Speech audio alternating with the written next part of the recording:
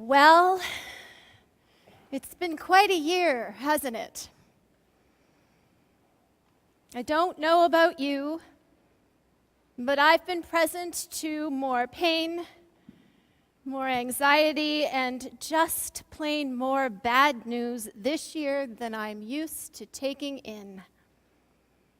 We are living in a time of climate crisis and growing economic disparity, where refugees and migrants are on the move and seeking shelter in huge numbers, and our neighbors have been displaced.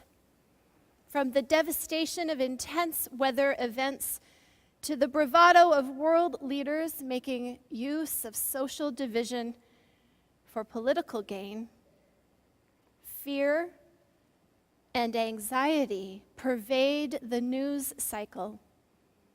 And it can feel hard to get away from all the bad news. Sometimes, it's even harder to get away from our own inner critics, those voices that try to convince us that we are unworthy, unloved, and devoid of purpose. When we are mostly present to fear and shame, it's hard to hear God speaking a word of blessing in our lives and in our world. In Mary's day, in those days, fear and shame also loomed large on the social landscape. For an oppressed people living under Roman occupation, there was much reason to be afraid. And for a young woman in a shame-based and patriarchal culture, there was even more to fear. So when the angel Gabriel comes to Mary to tell her that God has chosen her to bear God's son, there is much to fear, and the specter of social shame is great. A young unwed woman becoming pregnant would have been scandalous, and social convention would have demanded that her family cast her out. Mary was facing the stigma and loneliness of being shunned. And yet, Gabriel tells her not to fear.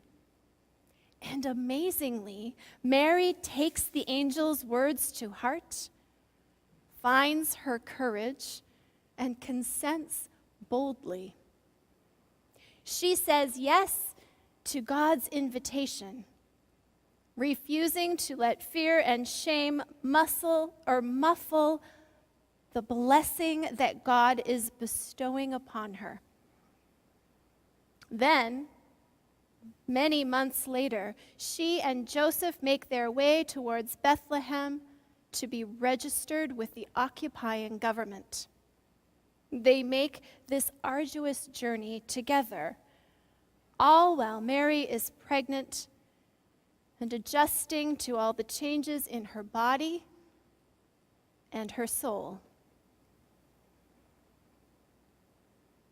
The wonder of Christmas is that it reminds us to listen closely to the blessings once more.